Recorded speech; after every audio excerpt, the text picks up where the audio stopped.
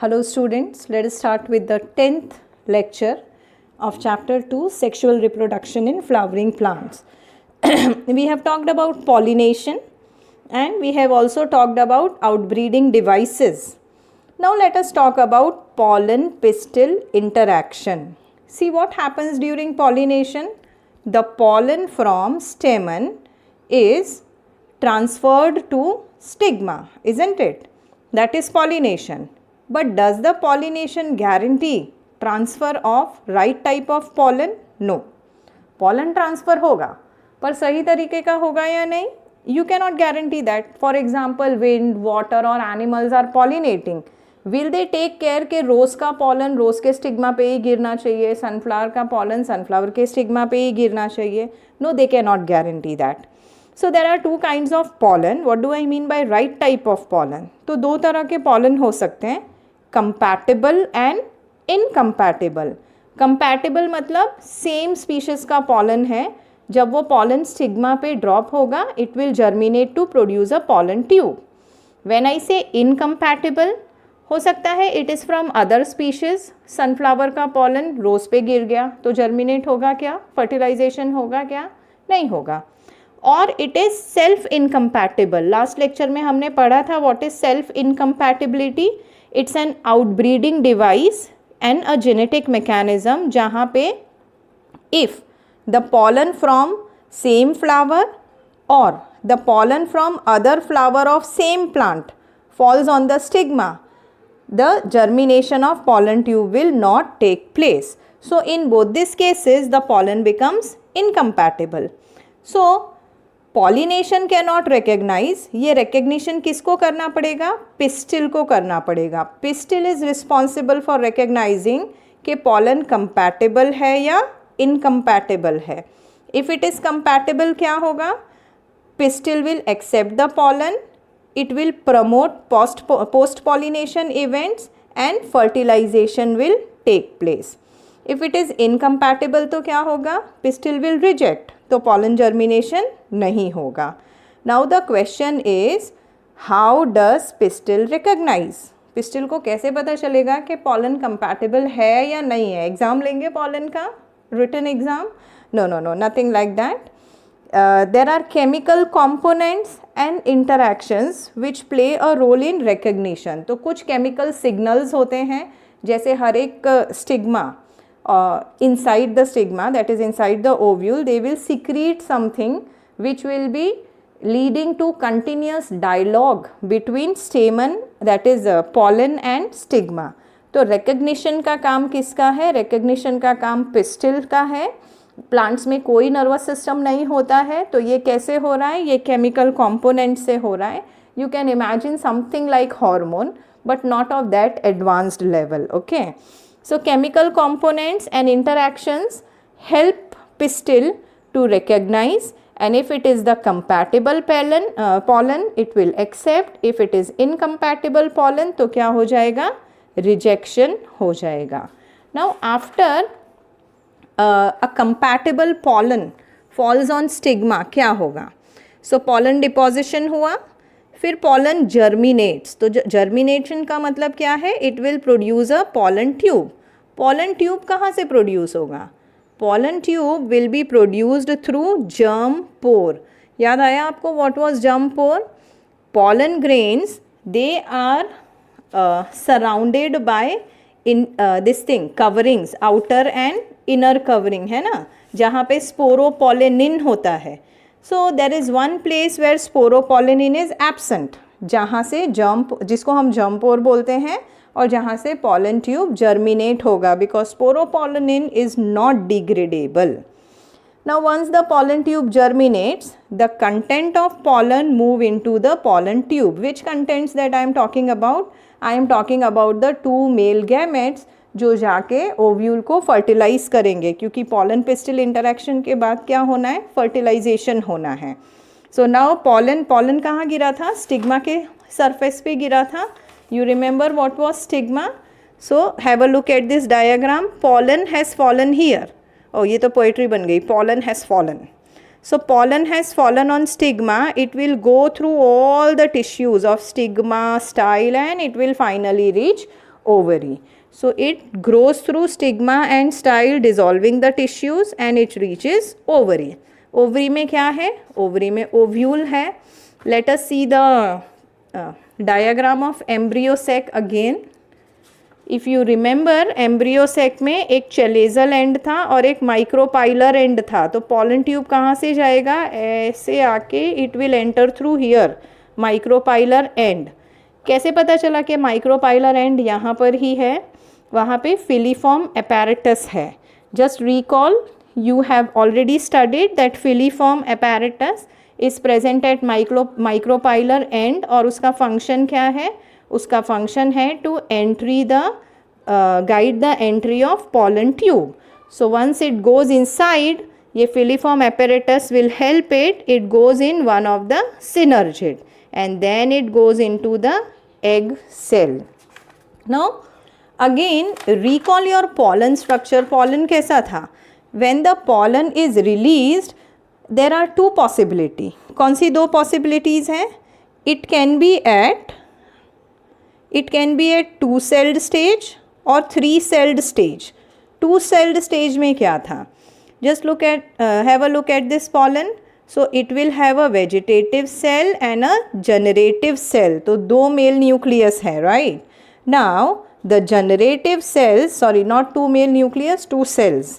Now during the growth of pollen, generative cell divides to form two male gametes. कौन सा division होगा ये? Mitosis या meiosis? It will be mitosis. No more meiosis now once the gametes are formed. So now two male gametes are there in the pollen tube. Three-cell stage में already the pollen tube was carrying two male gametes from the beginning. अब क्या होगा? अब it will further go for fertilization. Now all the events from pollen deposition to entry of ovule through micropyle. I repeat, all the events starting from pollen deposition to entry of pollen tube into the ovule. These are known as pollen pistil interaction. So what are pollen pistil interaction? It's a very dynamic process. आपने देखा बहुत कुछ हो रहा है उसमें. One is pollen recognition. Second is if the pollen is compatible, promotion. If it is incompatible, inhibition of pollen. Plant breeders के लिए this is very very interesting. क्यों? Because plant breeders ये pollen pistil interactions को manipulate कर सकते हैं to make possible even incompatible pollination to get desired hybrids. What does this mean? Suppose मेरे पास this is a very gross example but it will give you some idea. Suppose I have a red rose and I have a white rose. अब मुझे ऐसा रोज़ चाहिए जिसमें थोड़े petals red हो और थोड़े पेटल्स वाइट हो. तो मुझे क्या करना पड़ेगा? मुझे एक इनकम्पैटिबल पॉलन को, मतलब ऐसा पॉलन जो मेरे फ्लावर के स्टिग्मा के लिए नहीं बना है, वैसे पॉलन को मुझे ज़बरदस्ती जर्मिनेट करना होगा अपने फ्लावर पे. And then I will get my desired hybrid. Before we talk about the desired hybrids and hybridisation, I would request you कि आप गूगल पे pea, chickpea, crotalaria, balsam, vinca, ये सारे फ्लावर्स के पिक्चर्स देखिए. विनका इज़ वेरी कॉमन, आपको अपने आसपास भी दिख जाएगा. और फिर क्या करना है? विनका के पॉलन लेके उसको रखना है in the lab. You have to dust some pollen of vinca on a sugar solution. एक 10% शुगर सॉल्यूशन बनाना है आपको. 10% शुगर सॉल्यूशन कैसे बनाएंगे? 10 grams of sugar in 100 ml of water, और I should say 90 ml of water. सो ये 10% sugar solution हुआ. इसमें से 2 ड्रॉप शुगर सॉल्यूशन स्लाइड पे रखो और उस पर विनका के पॉलन ग्रेन्स डस्ट करो और उसको इमीडिएटली माइक्रोस्कोप में देखो. फिर थोड़ी देर इसको रहने दो, फिर और 10 मिनट बाद देखो. It's really a beautiful experiment. You will see pollen tube germinating. Okay, I am sharing the link of this experiment in my tags. Please go through the link and see the experiment. आप लोग ये खुद भी करेंगे lab में. Okay, coming back to our plant breeders. So plant breeders क्या करते हैं, they cross different type of plants, they may belong to different species और different genera. If they belong to different species तो इसको कौन सा hybridisation बोलेंगे, interspecific hybridisation. अगर स्पीशीज सेम है, सिर्फ जीनस अलग है, तो इसको क्या बोलेंगे, इसको बोलेंगे इंटर जेनेरिक. इंटर मतलब टू डिफरेंट. अच्छा, इसको कंबाइन करेंगे हम to get all the desirable characteristics and to produce superior varieties. Before I give you actual plant example, मुझे आपको एक interesting example देने दो. Suppose I want to marry, okay?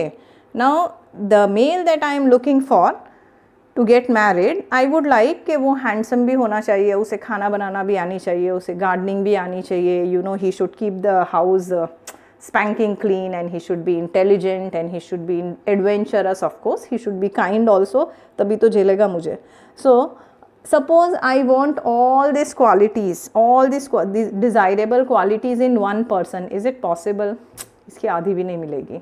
So you don't have males with so many qualities, so I have to give up on this problem. But if the same problem occurs in plant, suppose मेरे पास एक I am talking about a mango tree, okay. तो एक mango tree ऐसा है जिसका mango का जो fruit है वो बहुत बड़ा है साइज़ में, तो ये डिज़ायरेबल कैरेक्टर है, बड़े बड़े मैंगोज़ मिलेंगे मुझे. दूसरा ऐसा है कि जो साइज़ में तो छोटा है पर उसका जो पल्प है वो बहुत ज़्यादा स्वीट है, and it is you know Kesari in colour, orange type of colour है उसका, विच इज़ वेरी अट्रैक्टिव, पर वो साइज़ में छोटा है. तो इसमें एक डिज़ायरेबल कैरेक्टर है बट दूसरा अनडिज़ायरेबल है. तीसरा ऐसा है जिसका शुगर कंटेंट भी कम है, तो उसको डायबिटिक्स भी खा सकते हैं. तो now I have 3 varieties of mango A, B, C, जिनके पास अलग अलग डिज़ायरेबल कैरेक्टर्स हैं. I want all this desirable characters in one mango. उसका साइज़ भी बड़ा होना चाहिए, उसका पल्प भी बहुत ज्यूसी होना चाहिए, और उसका शुगर कंटेंट थोड़ा सा कम होना चाहिए, बट टेस्ट अच्छा होना चाहिए. So what can I do, I can go for a crop improvement programme जहाँ पे मैं आर्टिफिशियल हाइब्रिडाइजेशन कर सकती हूँ, where I will you know dust the flower of one mango tree with the desired pollen grains from other mango tree. तो मैंने क्या किया, मैंने आर्टिफिशियल हाइब्रिडाइजेशन किया, और इसके बाद और कोई पॉलन मेरे स्टिग्मा पे नहीं आना चाहिए. So I have to protect unwanted pollen और unwanted contamination also. Just by this technique, that is artificial hybridization, please go through Google. Plant breeders ने एक ऐसा मैंगो बनाया है जो पर्पल कलर का दिखता है. अब आप सोचो, अगर वो पर्पल है तो कौन से फ्रूट के साथ उसका हाइब्रिडाइजेशन किया होगा. It is the hybridisation of mango and jamun. और ऐसा क्यों किया, ऐसा इसलिए किया because jamun is good for diabetics, but they can not eat mango because it has got lot of sugar. So for diabetics to eat mango, which will not harm them, in contrast it will benefit them. इस तरह से hybridise करके एक purple mango बनाया है. Please go through the Google to see the images. Okay, coming back to our topic. तो जब हम आर्टिफिशियल हाइब्रिडाइजेशन कर रहे हैं, हमको क्या करना है, हमको कंटामिनेशन से बचाना है स्टिग्मा को. I want only my desired pollen to fertilise it. बाकी के पॉलन्स इस पर आने ही नहीं चाहिए. How will I make it possible? So there are 2 techniques. एक है इमैस्क्यूलेशन और दूसरा है bagging. Now what is emasculation? If the female parent, why am I talking about female parent? Because ultimately fertilisation तो वहीं होने वाला है.